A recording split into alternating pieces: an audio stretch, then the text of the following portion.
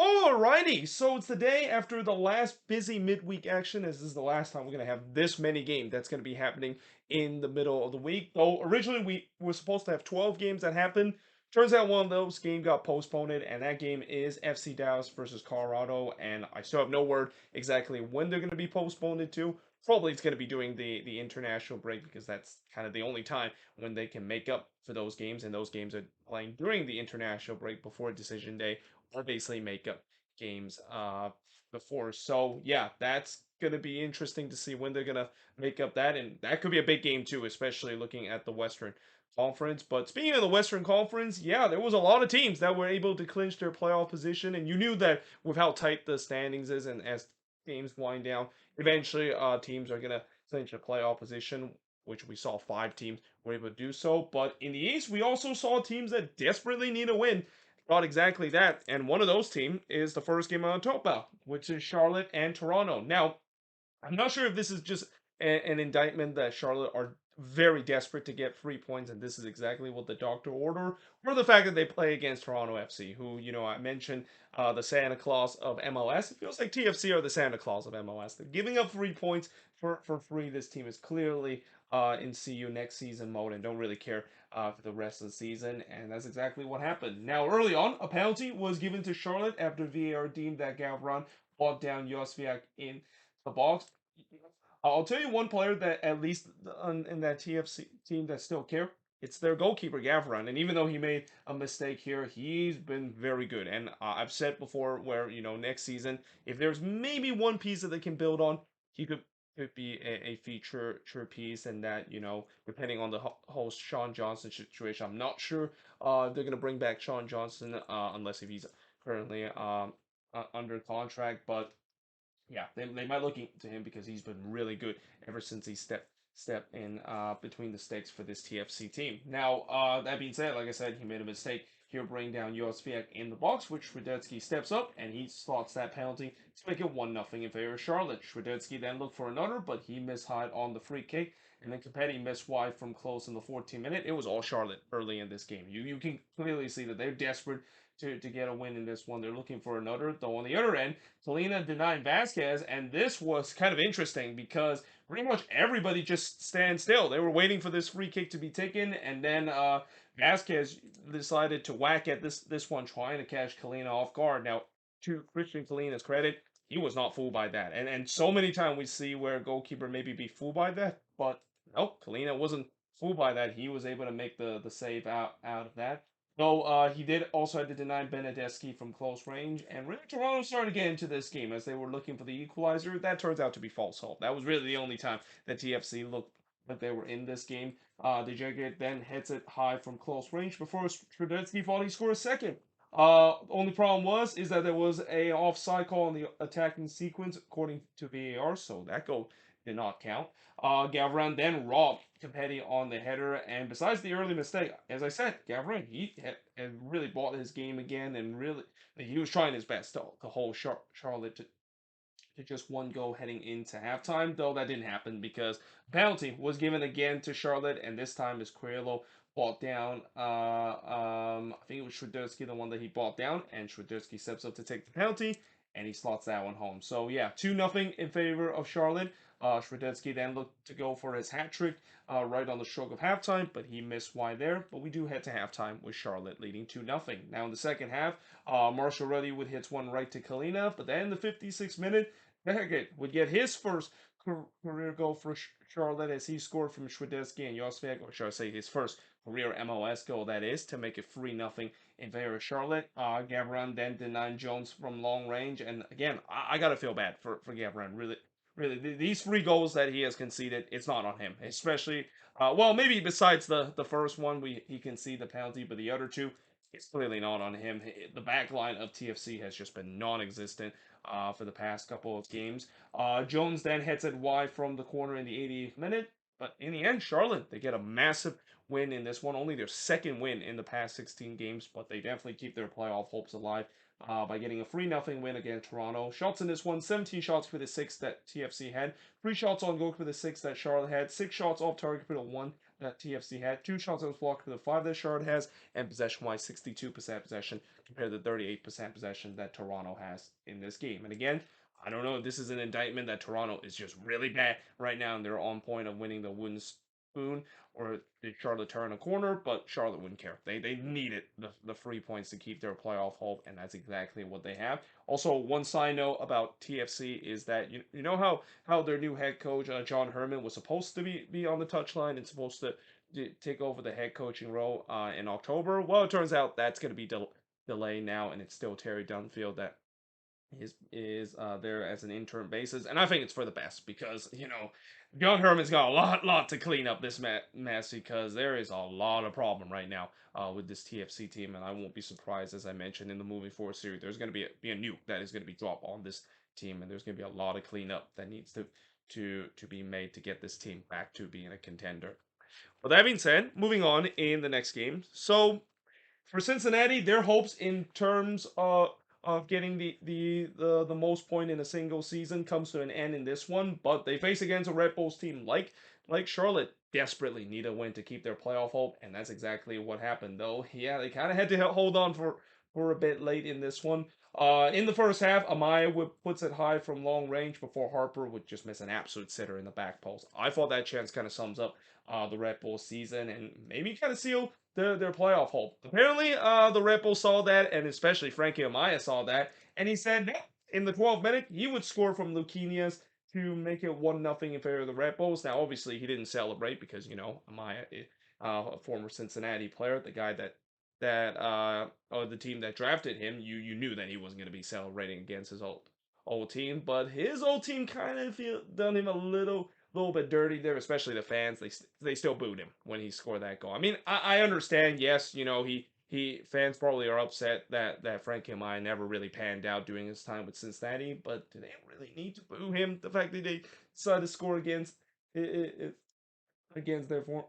former team. I don't know. But either way, Cornell would then deny Kubo from close range. But then in the 17th minute, Elias Manuel would score from tokens to make it 2-0 in favor of the Red Bulls. Duncan then missed high from long range before Barlow would also miss high from close. But I wrote, who is this Red Bulls team? Because this is definitely a different Red Bulls team than I custom. And I'm pretty sure Red Bulls fans are pretty much asking that same question because, yeah, this is a Red Bulls team that look like this is supposed to be where they were all season long, a team that can be dynamic going for on the attacking end. But we do head to halftime with the Red Bulls leading 2-0. Now in the second half, not much happened early in the second half, though Cincinnati did start to bring on the cavalry. Keep in mind, Cincinnati, like what we've seen with these teams that pretty much have nothing to play besides the record, they decided to rest some of his guys, and that's the right call according to Pat Nolan. I mean, knowing the fact that you got another match coming in the weekend, there's really no point of playing your starters, even if that means that there might be a chance that they could lose this one and they might not get the points record. I mean, it was always going to be tough to get the point record, and I'm pretty sure if you ask Pat Nolan, he's probably, I mean, he's not going to say no to the points record, but he's basically going to use words to say, nah, I'm not really interested in the points record. I'm more interested in terms of resting our guys so that we can prepare for a potential MLS Cup run. But he did bring on the cavalry. He got bring on Acosta and Barrial into this game. Khan would then deny Manuel from close range in the 63rd minute. Alan Khan, I will say this. You might get a look at it because with the way that Salutano has not been playing well lately, don't be surprised. If Pat Nolan might have a difficult decision to make of whether or not if Khan or Salutano is going to be the starting goalkeeper. I mean, logic would say that Salutano has to be the starting goalkeeper, but like I said, Roman Salutano has been kind of shaky lately, especially the last game that he played against TFC. That was a nightmare game for him. Though in the 65th minute, Manuel thought that he made it 3-0 as he puts the ball into the back of net. But the problem was that on the same sequence, Reyes handballed it on the other end before Manuel scores. So this really reminds me of what happened a couple of years ago between Atlanta and the San Jose Earthquakes, where the Quakes made it 4-1, only for the referee go to VAR and to look at that back and then say that that's of course going to be a penalty, and the goal of course was disallowed from the Quakes. And at first at that moment I thought the Quakes got robbed, but as the year goes along, I think in the end that was kind of the right call, and unfortunately, it was just kind of a unfortunate situation. Well, on the other end, a team was able to score a goal to put themselves in a good position, only to find out later that they conceded a penalty. So this is basically the same thing. A penalty was given to the give to Cincinnati, and the Red Bulls of course had that third goal disallowed. So Acosta basically steps up to take the penalty, and he slots that one home to make it 2-1 in favor of Cincinnati. And you just kind of had a sense the momentum was now with Cincinnati, and it feels like this is going to be similar to what we saw that night between Atlanta and the Quakes. As soon as the Quakes gave up that second goal to give Atlanta hope, Atlanta basically took advantage of it and came from behind. You're thinking that's kind of the same thing for Cincinnati. Though I will say that the Red Bulls, unlike the Quakes, kind of just capitulated. They did not. They really they stuck it in, and they had to be, because you knew that their playoff hope was all on the line. If they lose this game in in this way, you can pretty much kiss their playoff hope and that longest active playoff streak goodbye.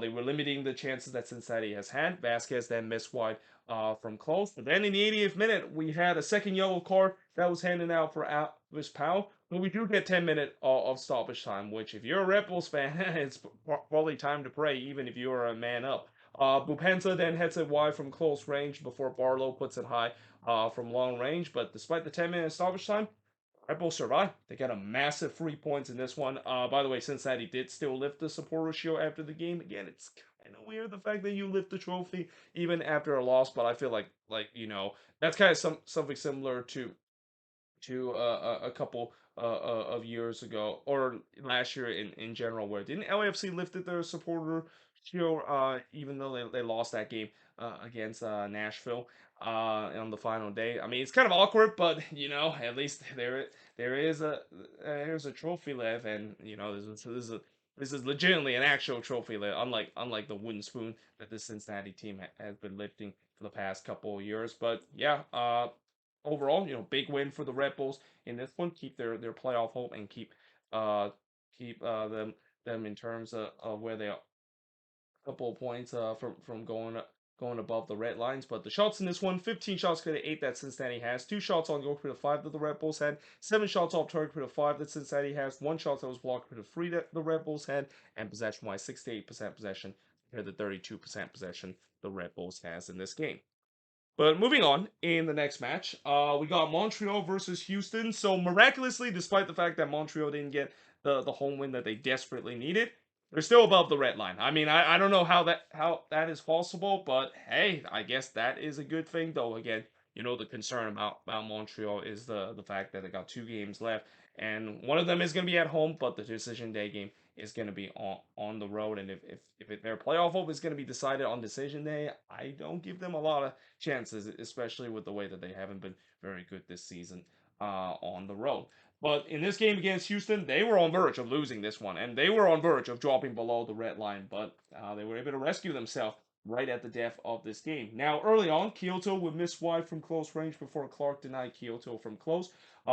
Kyoto then hits it right to Clark. Safe to say that Romel Kyoto was definitely on his game in this one. I mean, why not? Against his former team, I mean, I know a lot of people forgot that Romel Kyoto used to play for the Houston Dynamo. I mean, I certainly haven't, and I'm pretty sure Dynamo fans probably haven't. I mean, between him and Albert Elise, that dynamic duo that I saw a couple of years ago, which is absolutely electric, and it really peaked in 2017 when the Houston Dynamo made it to the playoffs. And coming into this game, that was still the last time that they made it to the playoffs.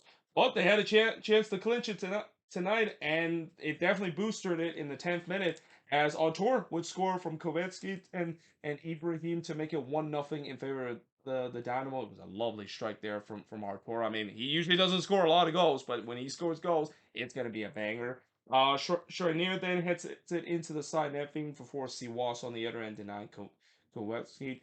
I thought the turnover has been a problem for Montreal in this game, and that would be a theme in this one too, because there were a lot of times where in this game they were turning the ball over carelessly. And when you're facing against a Dynamo team that is very good in terms of taking advantage of mistake, and they're a good transition team, that is something you do not want to do. But in the second minute of stoppage time, Opoku did pose it wide from long range, and we head to halftime with Houston leading 1-0. In the second half, Clark would deny Ibrahim, who tried to backheel that one. I mean, there was a little bit of a chaos there in the the Dynamo box, but and it didn't really resort to much, albeit Ibrahim did try to tie it on that back heel. Montreal was definitely on the front foot again as they pressed for the equalizer. By the way, speaking of Ibrahim, I just realized in the 10th minute, I should have wrote alley there because there was two Ibrahim in this. There was Sanusi Ibrahim and alley Ibrahim, so I probably should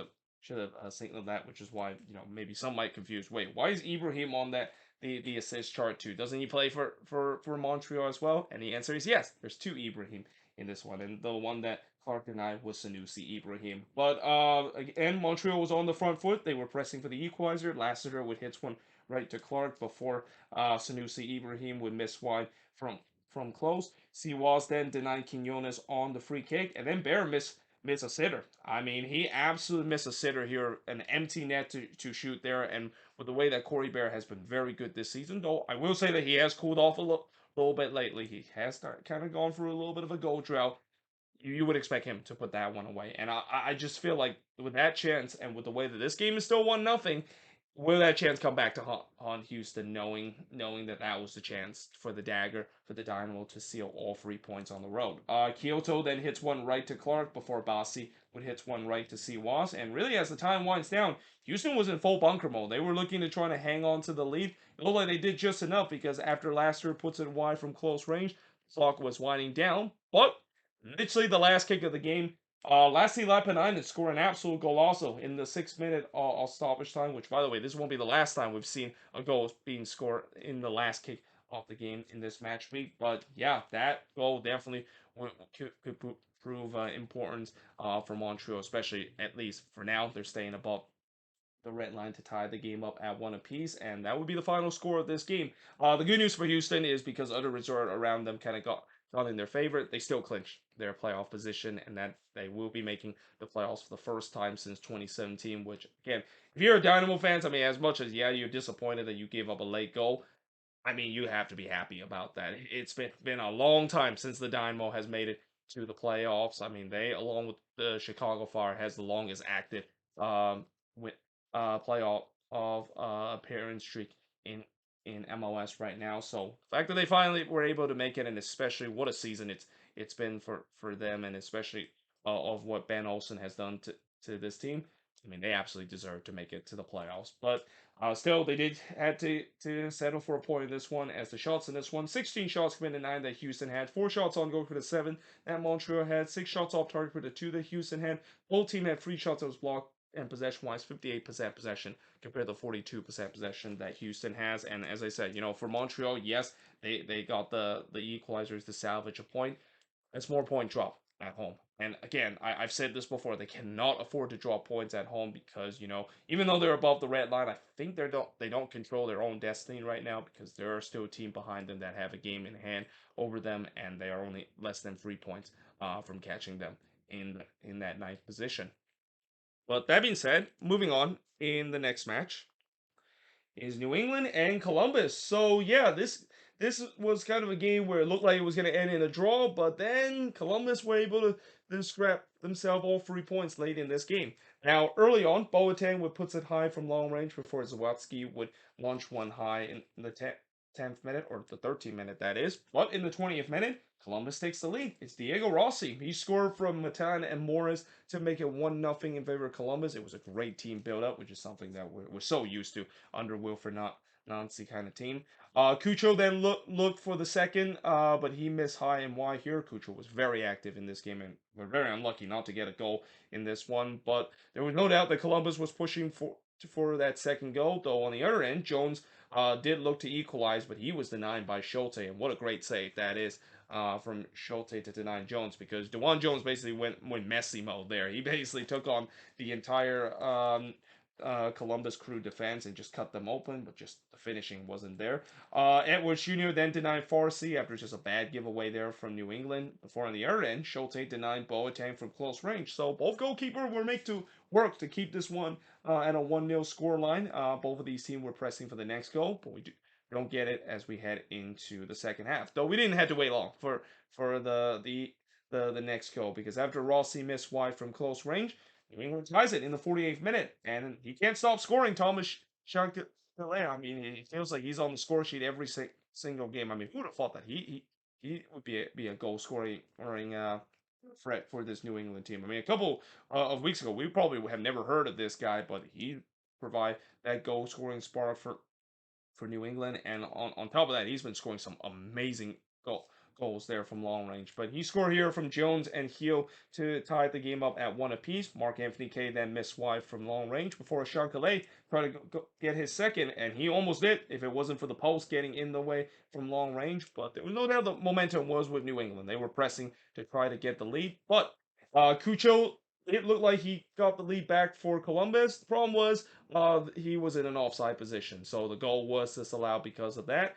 Then he heads it wide from close range before puts it wide from long in the 82nd minute after just a lightning counter attack. And again, all of a sudden, it looked like Columbus. They were hungry to try to get all 3 points. They were pressing for the lead, and they do get it. In the 86th minute, it's Multi Amundsen scoring from Rossi to make it 2-1 in favor of Columbus. Pretty fortunate there for Multi Amundsen because he kind of stuck a leg out there from the corner. And hey, that's all you need to take. Sometime when a ball is delivered in, if you're kind of more closely, maybe stuck out a leg and maybe a good fortune would come. And that's exactly what Amundsen did here. He stuck out a leg trying to redirect the ball, and it went off the post and in. So yeah, that gives the Crew the lead, and they were able to hold on to win 2-1 in this game against New England. As the shots in this one, 15 shots compared to 14 that Columbus had, 5 shots on goal for the 3 that New England has, 5 shots off target for the 7 that New England has, 5 shots was blocked for the 4 that Columbus had, and possession-wise, 53% possession compared to 47% possession that New England has in this game. So yeah, for the Crew, a big victory. You know, not a lot of teams able to head into Gillette Stadium and get all 3 points, but that's exactly what they get, and also now boosted their chances of finishing the top 4 and will get home field advantage in that first round of the playoffs. With that being said, I am now going to switch boards and now look at the next 4 games that happened in part of this mega review where I'm going to look at all 11 games from this midweek action. So moving on is the Philadelphia Union versus Atlanta United, and it looked like this was a game from last season for the Union, where as soon as they score 1 goal and then 2 goals, they score 3, 4, 5, 6, and even 7 in a very quick succession. But then it got a little bit interesting in the second half, and they kind of had to hold on a little bit to get a massive 3 points in this game. Now, early on, Uru puts one right to Guzan before Yakimakis pulls one wide from long range. Carranza then missed wide in long range as the shots were 3-2 for the Union up to that point. Blake then denied Muyumba from close range. That turns out to be a big save because just 2 minutes later, Gazdak would score from Bedoya to make it 1-0 in favor of the Union, and Atlanta completely switch off on the free kick. So we've seen this so many times before when a team is kind of frustrated that they can see the free kick still complaining to the referee. They were not set, and that's exactly what happened. You know, the Atlanta players were still complaining about the foul. They were completely not set, and credit to the Union. They saw that. They capitalized on that, taking quickly on the free kick, and just completely caught Atlanta asleep at the wheel on defending that free kick. But yeah, that made it 1-0, and not long after, it was 2-0 in favor of the Union. It's Uru scoring from Carranza on a lightning counterattack, and then a couple of minutes later, Carranza would score himself. He scored from Gazdak to make it 3-0 in favor of the Union, and I think this is the first time we've seen the big three for the Union all ends up on the goal scoring chart. Gazdak, Uru, Carranza all on the score sheet in this one, and it just looked like this was like the 2022 Union team. They look like they were an absolute buzzsaw, and they could be scoring 4, 5, or 6 goals. And if you're Atlanta United, this is bad news for you because when the Union are clicking on all cylinder, they are gonna absolutely demolish the other opposition. But in the 4th minute stoppage time, Martinez did try to make it 4, but he pulls it wide from long range. I mean, ever since Jose Martinez finally scored his first career MLS goal, he's been scoring those long range goal almost at a regular pace to a point where it's almost like that's it. That's a new thing in his game now. So yeah, that made or we do have to have time with the Union leading 3-0, and in the second half, Silver would puts it wide from close range, but then a penalty was given to Atlanta, and VAR deemed that Carranza handball that one in the box, which allowed Amada to steps up to take the penalty, and he buries it. So yeah, made it 3-1 in favor of the Union. Guzan then denied Solvin, but the ball actually recycled back to Gazdag, and he tried to score his second of the game, but his long range effort is tipped over. Gazdag then missed high from close as the Union were looking to restore that free goal lead, looking to make it 4-1. Amada then hits one right to Blake before Gazdag puts it wide again from close range. But then in the 77th minute, Mosquera would score from Moyumba to make it 3-2 in this game, and all of a sudden, yeah, this is a one-goal game, and yeah, I don't think that that's exactly what the those Union faithful at Subaru Park thought that it was gonna happen, where they might have to sweat it out a little bit in the last 13 minutes. And I even wrote that too for a game that looked like it was a laughter for the Union. They're now just holding on and hope they avoid blowing a 3-0 lead. Though Amada did try to tie the game up in the 79th minute, but he puts it wide from long range. Thierry then hits it high from close before McGlynn on the other end puts it high from long range. And despite the fact that Atlanta did try to tie the game up, the Union was able to hold on to win 3-2 in this one. And the shots in this one, 19 shots for the 12 that Atlanta has. Both teams had 6 shots on goal, 6 shots off target for the 5 that Atlanta has. 1 shot on block for the 7 that the Union has, and possession-wise, 60% possession compared to 40% possession that the Union has in this game. So yeah, the Union, they kind of survived a little bit of a scare late in this one, but that being said, Atlanta, I mean, I know that it is a frustrating loss, but at least they did show some resilience. I mean, not a lot of team is able to show that kind of resilience against a Union team where when they score in quick succession, it's probably going to be a blowout, and it turns out to be a relatively close game. And like I said, the Union probably left off the hook the fact that they almost blew a 3-0 lead in this game against Atlanta. With that being said, moving on in terms of the next match. Speaking of 3-0 lead, Austin had a 3-0 lead in this game too, but the difference this time is that they were able to hold on and they didn't concede to get a 3-0 victory against DC United in a game where I mentioned it's a playoff 6-pointer for both of these teams, and it turns out it's the team in Verde that is going to at least still in the playoff picture, and the team in black and red probably have their playoff hopes started to fade away a little bit. But that being said, in the first half, despite it's a massive game in this one, there was a lot of green empty seats inside Q2 Stadium. And I get it. Yes, things have not been great for Austin, and it is a midweek game, but I was kind of a little bit surprised that there was a lot of empty seats considering how big this game is in terms of Austin's playoff hope. And they kind of realized that too, because in the 11th minute, it gets the 1-0 lead, and it's the dancing bear, Will Bruin. He scored from Dreyusi and Ring to make it 1-0 in favor of Austin. And yeah, the dancing bear, whenever he plays against DC,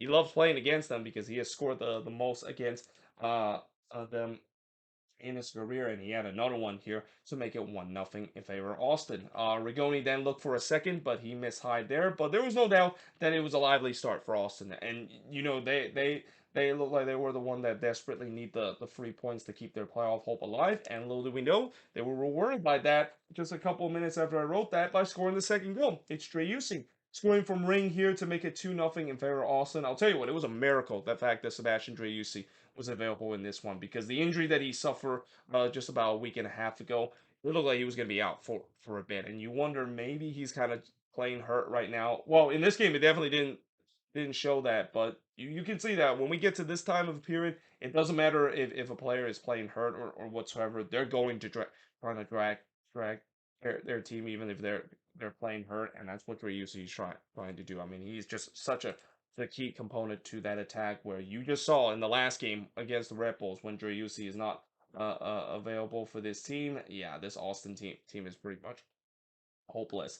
But at the same time, DC thought that he was offside. Ryusi also found himself in acres of space, and I think everybody thought that maybe that was offside, because there's no way in the world Ryusi have that much space to shoot. But the flag never came up, so yeah, that gives Austin a 2-0 lead. Though Stuver did deny Benteke from close range before Williams heads it eye from close. Benteke then did the same thing in the 42nd minute, and it feels like DC realized that, oh crap, we're down 2-0. We got to come back from this one. We need to get a win in this one too, and they were looking to try to get one back. But we do head to halftime with Austin leading 2-0. But if you tell any Austin fans that this is going to be a win for them, I don't think anyone would believe, because we've seen it before. This team has had those meltdown moment even when they're up multiple goal lead. But in the 47th minute, Click would hits one right to Stuver before Stuver would deny Benteke after just a WTF turnover from Austin. I mean, just a terrible giveaway by that Austin back line. Not the first time I mentioned this season, and it's also kind of another flat start coming out of the gate because, as Adrian Healy had mentioned in this one, that's been a problem for Austin ever since they came into the league. They always tends to start off slow, and there's been many times because they started out flat, they concede a goal and give their opposition a chance to come back into this game. And it looked like that was going to be happening again against this DC team. Though on the other end, Finley did pulls it wide from close range before Benteke heads it right to Stubert. Brune then flashed one wide as he was looking for his second goal. But then on the other end, Stubert would deny Hurtado from close range, and I thought Stubert is really the only reason why Austin has not yet conceded because that Austin back line, yeah, it was shredding water. Like there was just so many chances for DC to take an opportunity. But as we have also seen this season from DC, there's times where they're unable to take their opportunity and it would come back to haunt them in a big way because in the 63rd minute, despite the fact that the shots were 15-9 in favor of them, they conceded a third goal in the 63rd minute, and literally right as I wrote this, they conceded the third goal. It's Matt Hedges scoring his first goal for Los Verdes from Rigoni to make it 3-0 in favor of Austin, and just kind of a reminder that yeah, Matt Hedges is now an Austin FC player. I mean, he hasn't made a lot of appearance for Austin, but he finally made a rare appearance, and he gets on the score sheet to make it 3-0. Though in the 66th minute, Kudibietro did hits one right to Stuver before Stuver denying Juan from close range. Then KDP then hits one right to Stuver before I wrote DC is furiously trying to push one back, and you just kind of had a sense that for Austin they simply cannot sit back and hold on to this 3-0 lead. Like it's going to be an easy one to handle because I just had a feeling if DC could get one back, then you can see maybe the meltdown could happen for Austin. But give Austin credit, the meltdown didn't happen because after Dreyusi hits one high from long range, that was pretty much it. I mean, DC really didn't offer too much resistance after that. As in, yeah, Austin hold on to win 3-0 in this one. I mean, I say hold on like it's a close victory, but knowing Austin and knowing how this season has gone, they have blown those big leads before, and in this game they they this was one of those games that they were able to hold on to get a well, I wouldn't say a comfortable victory because when you look at the shots, 13 shots compared to 19 that DC had, 8 shots on goal compared to 3 that Austin has. So yeah, Brad Stuver was definitely a wall in this game, and there's been time where Brad Stuver has single-handedly carried this team to victory, and this was one of those games. 8 shots off target for the 6 that Austin had, 4 shots that was blocked for the 3 that DC had, and possession-wise, 54% possession compared to 46% possession that Austin has in this game. And like I said, huge victory for Austin that they needed, and for DC again. I talked about before the winner out of this game is going to keep their playoff hope, but the loser is probably going to have their playoff hope diminish, and that seems like it's kind of the case for DC, and it's such a shame too because DC this season has been kind of a boom or bust season, but when it's really kind of like the judgment time when they do need to get 3 points, it seems like they have hit the bus in terms of their chances of making the playoffs. With that being said, moving on in the next match, and another playoff 6-pointer between the Chicago Fire and Inter Miami. It's Chicago the one that gets the playoff 6-pointer win. And I gotta say, I think they got this win because of the fans. And I know, yes, there was some Inter Miami fans in attendance, or shall I say, Miami fans that are clearly there to just see Messi, and maybe some of those casual fans just there to see Messi play, and I'm pretty sure they were a little disappointed to find out a couple of days ago that Messi wasn't going to be part of this game. Still, the crowd brings the energy. I mean, there was 62,124 strong inside Soldier Field, which is a record crowd, and they definitely brought it. I mean, this was probably the loudest and the most energetic I've heard Soldier Field in a very long time, probably ever too. I have never heard Soldier Field this energetic than I see in this game, and that it feels like they use that energy and transfer into the players because this was easily one of the best games that the Chicago Fire has played in a very long time. Now, early on, 6 minutes in, the first shot of the game, C. Jimenez puts it high before the first shot for Miami did see Taylor puts one right to Brady. On the other end, Calendar would deny She-Host from close. And coming into this game, Miami has conceded the most set piece opportunity. And by the way, that came off of a set piece. And Chicago has also scored the least amount of set piece. So that's kind of a situation where pretty much the movable object was facing against the stoppable force, and yeah, I guess maybe the movable object, which is Inter Miami, keep conceding goals, tends to win in that battle. But in the 17th minute, Farias puts it high from long range. We then go for a spell period where not much really happened, but in the 37th minute, the post would deny Kutsias from close range, and then Shaqiri had a chance in the 45th minute, but he missed wide from long range. Little did we know that this would be a career game from Xherdan Shaqiri, and it feels like he definitely stepped up in this big moment too, as it has been the case for Shaqiri during his career in Europe. Because heading into the second half with this game scoreless, he would score the opening goal of this game, as he scored here from Herberts to make it 1-0 in favor of the Fire, and that crowd just erupted. I mean, that was probably the loudest I've heard Soldier feel in a very long time, probably ever before. You can see what it means to those Fire fans and even some of those casual fans in attendance to see a goal. It was felt like a playoff goal that has been scored.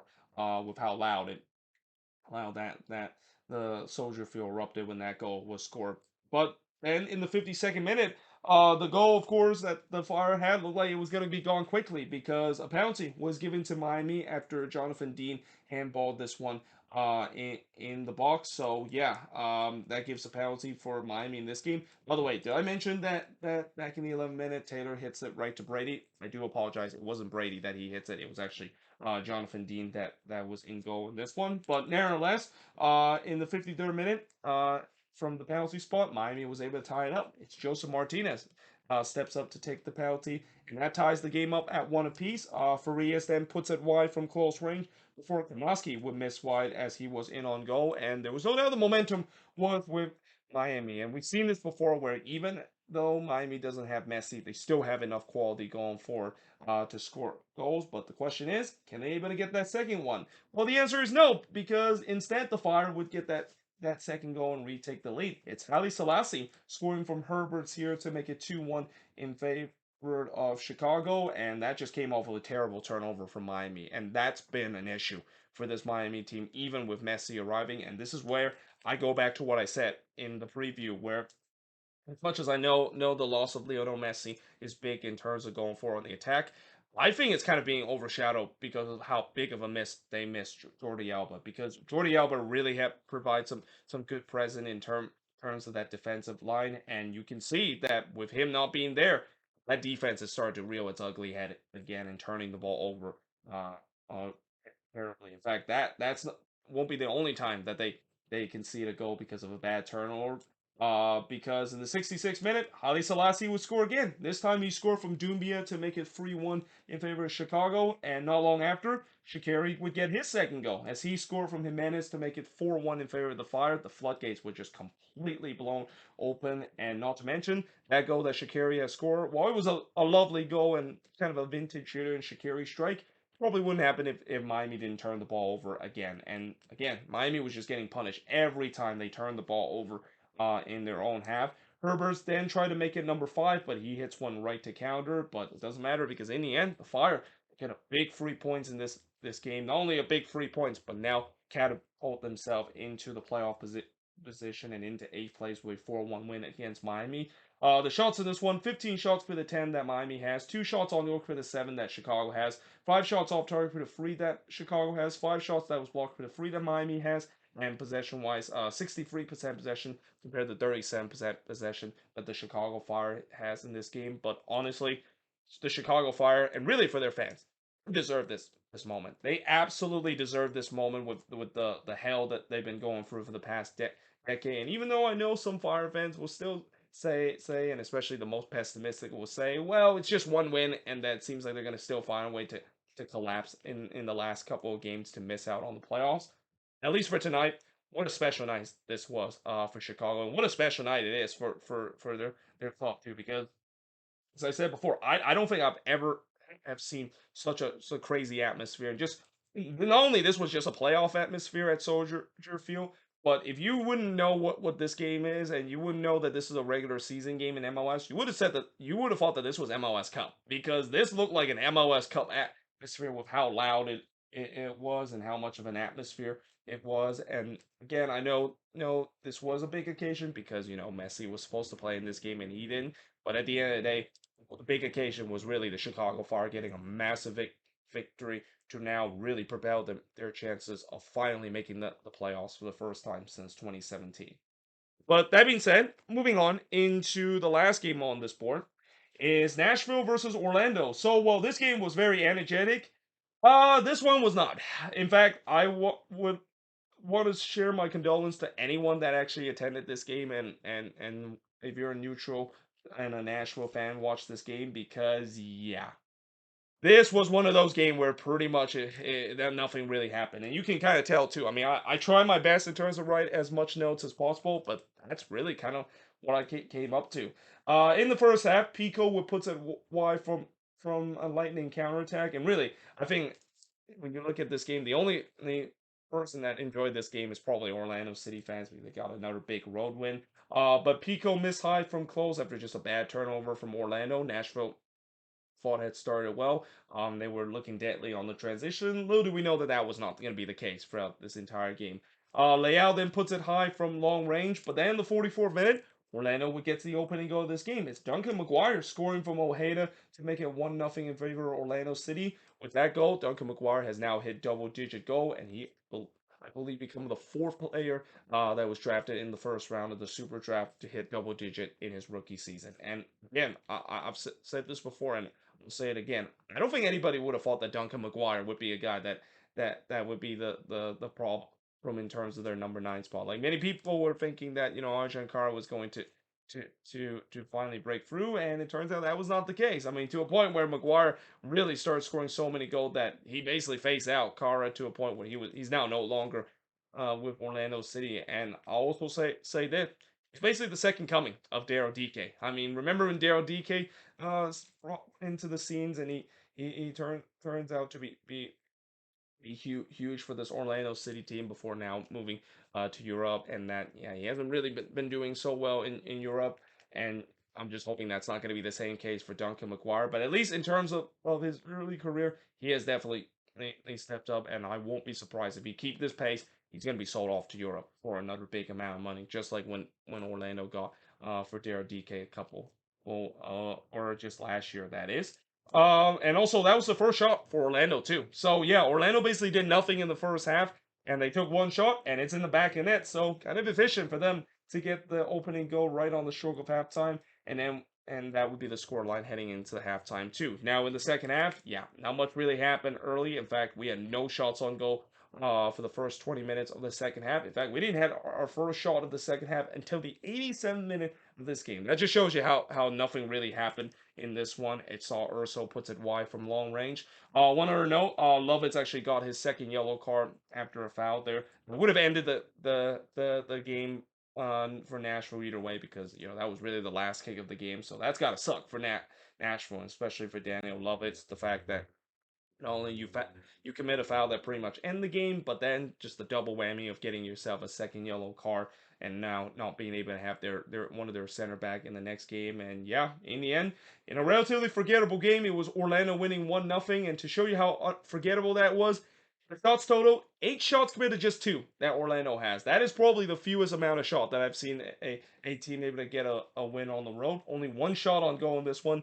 That was the Duncan McGuire shot. 4 shots off target with the 1 that Orlando has. No shots that was blocked with the 4 that Nashville has. And possession-wise, 57% possession compared to 43% possession that Nashville has in this game. And honestly, all I'll say is the less I said about this game, the better. But I will say that for Nashville, they are in serious trouble, because this team, ever since that Leeds Cup final, I feel like that Leeds Cup final has really kind of started to crater to a point where that heartbreaking loss has now even lingered into the regular season. And we've seen this before, where when a team suffer a heartbreaking loss in another competition, it can linger into the regular season when they get back into league play, and they never able to restart. And we're starting to see with this Nashville team. I mean, hard to believe that this team is considered to be a cup contender just a couple of months ago, especially after the Leeds Cup is over to now look like a team that, while they are still going to make the playoffs, you would say that they probably could be first round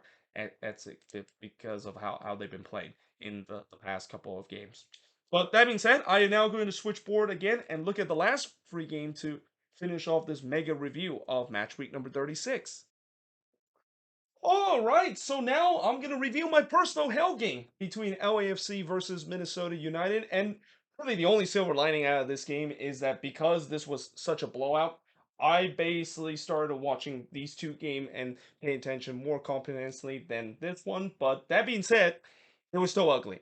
And honestly, what's even more crazy to say is that it could have been uglier than the 5-1 scoreline that is shown.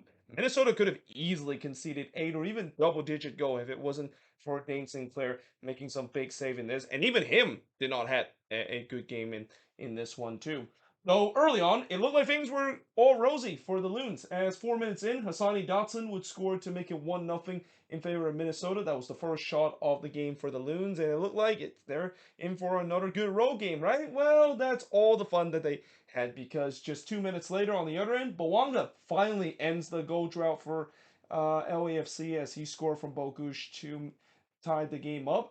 That end a 370 plus minute goal drought, and also thanks to some poor clearance from the Loons. So again, when all things are dealt, when you're going for a goal drought, why not face against a Minnesota United team that is basically imploding here in the month of September? And yeah, that ties the game up at one apiece, as I said. But in the 10th minute, Oliveira would miss a sitter from close range before he was denied by Dane Sinclair in the 24th minute. It was all LAFC up to this point. I mean, it was just one-way traffic, and in many ways, this game was pretty much boys against or men against boys in terms of how things would turns out. And again, the Loons, they were clearly in row heave mode, or shall I say, they were clearly just going to bend over in this game. Bawanga then puts it wide from close before Elie would miss high and wide. But then in the 36th minute, Bawanga would score again. He scored from Palacios to make it 2-1 in favor of LAFC. It was a great finish there from Bawanga, a one-time finish off the volley, but still,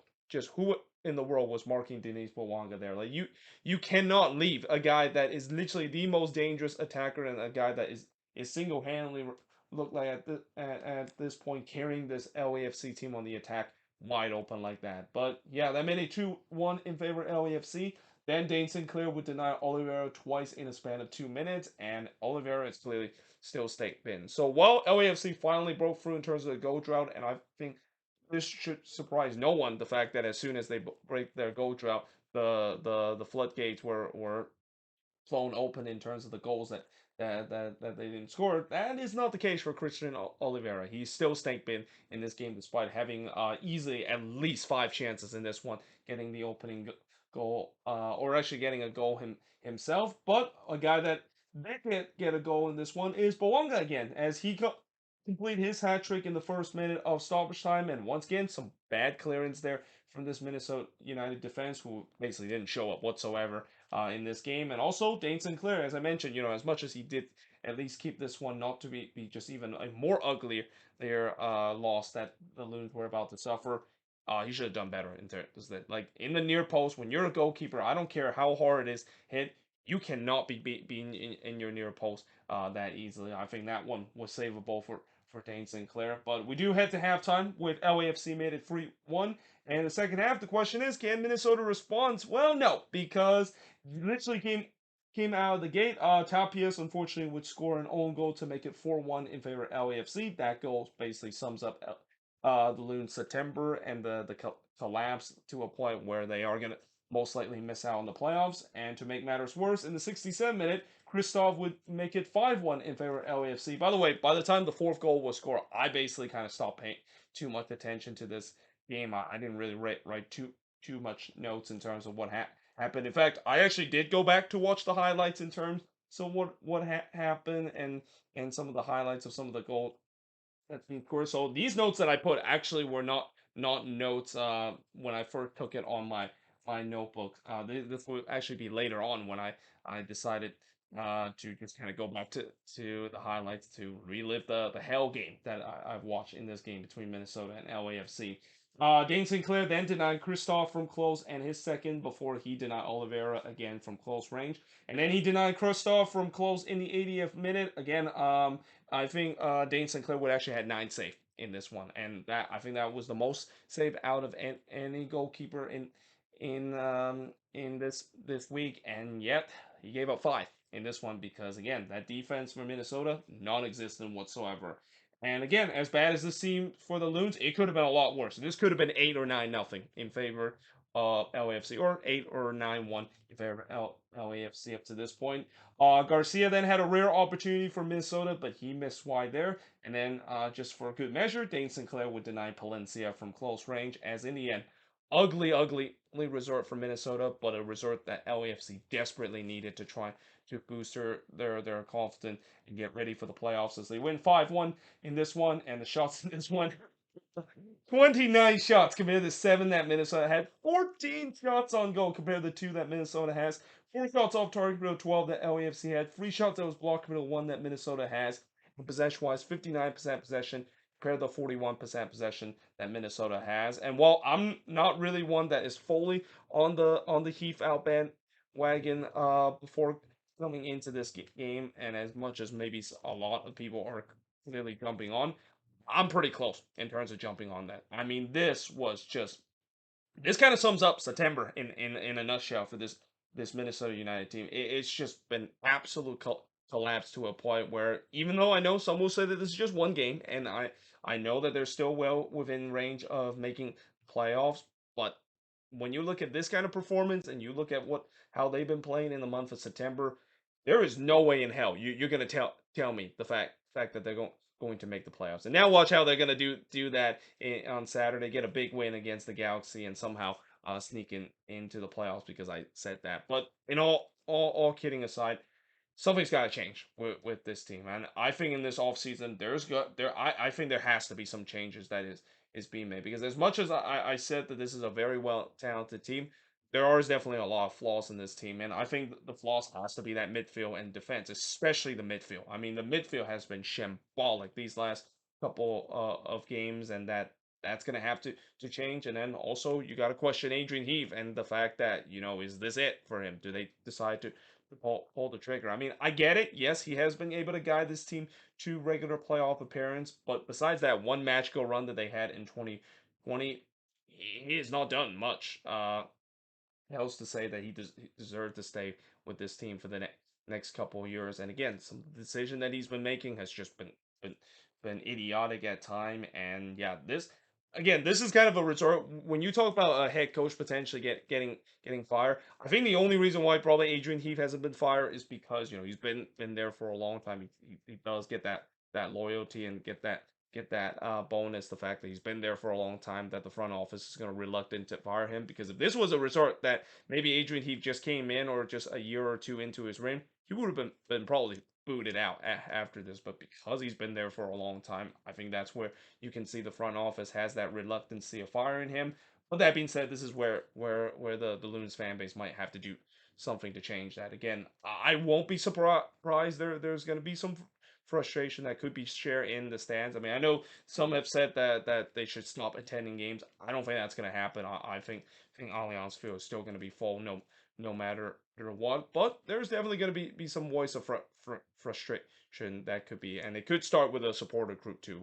We could see maybe something similar to what we see with Colorado, maybe a walkout that could be happening, because I mean, again, this is just unbelievable to see how for the second year in a row that this team go through a collapse like this, to a point where, unlike last year where they just about righted the ship to make it to the playoffs, it's not going to happen this year. But for LAFC though, this is a big win. Again, that does maybe give some hope, the fact that they figure something out. And this is where I go back to what I said about NYCFC a couple of years ago, on the year where I think this is a year when they win MLS Cup, where they endure a long goal drought under Ronnie Delia, and Ronnie Delia was looked like he was going to get the axe, similar to how Cherundolo was under a little pressure right now with LAFC too. But now with that win, and with them starting finding some confidence on the attack, maybe that can spark them, and that could be a way for them them to have some momentum heading into the playoffs and maybe have a chance to still go on a deep run and defend their MLS crown. With that being said, moving on in the next game, and speaking of a team that could have a chance in the playoffs, is the Seattle Sounders. So I mentioned one of five teams that made it to the clinch their playoff position. The Seattle Sounders were one of those teams, and they're destined to finish second again because that's kind of the give what's given for the Sounders. They have to finish second in the Western Conference, and what's also kind of given is the fact that they're probably going to make a deep playoff run. So as much as I said in the Western Conference, there's a lot of unpredictability of who's going to be the team that represent the West coming into MLS Cup. Uh, I think you can't say that the Seattle Sounders might not be that team because it looks like the Sounders are really starting to find their form as we get into playoff time because that's how Brian Schmidt's team usually operate. Now, in the first half, Bond did deny Vargas from long range. By the way, I thought this was going to be a high scoring game. It didn't turn out that way, but it did had a late finish, late kind of MLS after dark kind of goal that we saw in this one too. But Bond then denied Rodon from close range as the Sounders were by far the better team early in this one. They were pushing for the opener, and they get it. It's Morris scoring from Paulo to give the Sounders a 1-0 lead. Rusnak then tried for a second, but his long range shot was deflected and goes wide. And I wrote for a team that was desperately needing points. The Galaxy doesn't look like they play like it. I mean, they were getting absolutely outplayed in the first half. Chu would then had a close range header that goes wide, and then we then go through a period where really not much has happened. It feels like maybe the Sounders kind of slow things down a little bit, trying to cruise their way to this 1-0 lead heading into halftime, and that's exactly what happened as we head into the second half. Now in the second half, Sharp would miss wide from close range before Fagundes puts it high and wide following a set piece. And whatever Greg Vanny said to this team, it must have worked because yeah, I'm pretty sure Greg Vanny must have had choice words with his team, knowing that playoffs are on the line, and they look completely flat in the first half, and they were pushing for the equalizer. They do get it. In the 54th minute, it's Douglas Costa scoring from Julian Ali to make it 1-1 in this one. So Douglas Costa, after not scoring all season long, have now scored two consecutive games with a goal here too. Paulo did look to respond for Seattle, but he puts that one wide, and then Reagan heads it onto the roof of the net in the 81st minute. He had another chance in the 87th minute, but he heads it wide from close range. Both of them were coming from set pieces, but there was no doubt the Sounders were looking like they were the one to get all 3 points, which again, it's kind of surprising because you would think that for the LA Galaxy fighting for their playoff hope, they should be the one that are pressing to get all 3 points. Though they almost did in the 89th minute when Calvin Leerdam flashed one wide from close range. Imagine if Leerdam scored there. I mean, Calvin Leerdam doesn't score a lot of goals, even during his time with the Seattle Sounders. I mean, that would be an interesting kind of situation. But what it is interesting is in the 6 minute stoppage time, Seattle does get the lead back, and it was really the last kick of the game. It's Christian Rodon scoring from Atencio and Alex Rodon to make it 2-1 in favor of the Sounders, and that goal came off of a throw-in.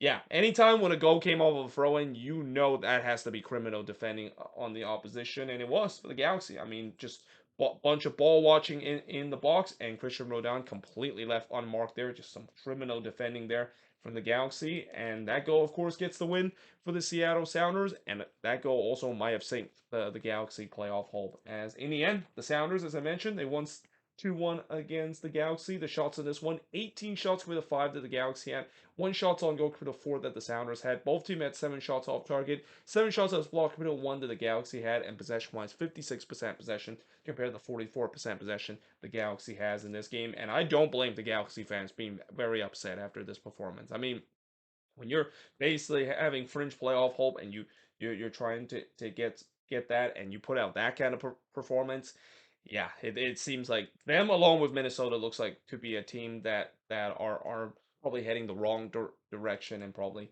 are not going to make the playoffs this season.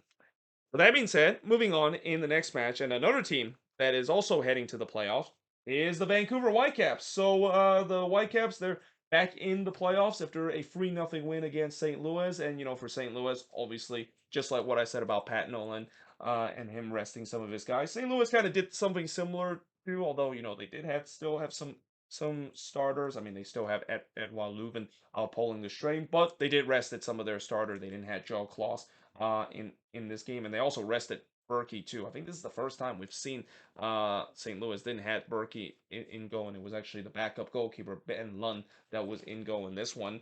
Though in the ninth minute, White would put it wide from close range before Gall would miss wide from close as Vancouver was on the front foot. They were looking for the opener.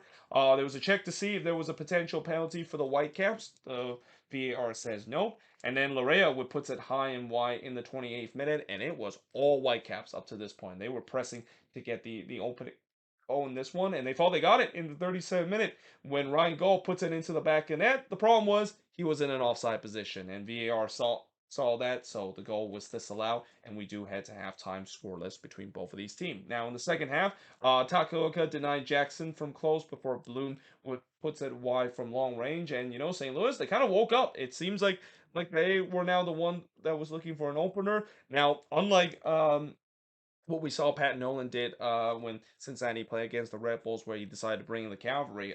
Bradley Carnell didn't do that in this game, and I think probably it's for the best, knowing the fact that for St. Louis they really have nothing to play for besides maybe getting that record.